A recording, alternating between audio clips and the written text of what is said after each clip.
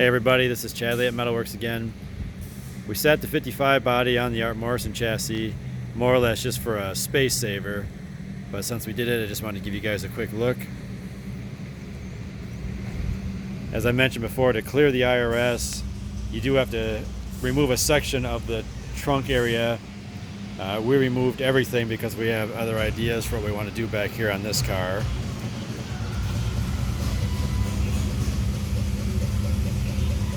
Of course, we'll be adding the mini tubs to it now.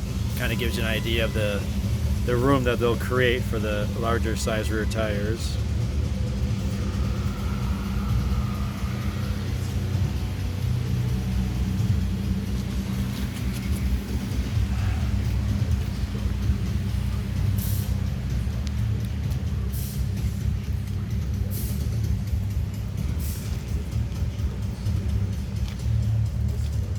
So like I say, just a quick peek just to let you guys see the body set on the chassis.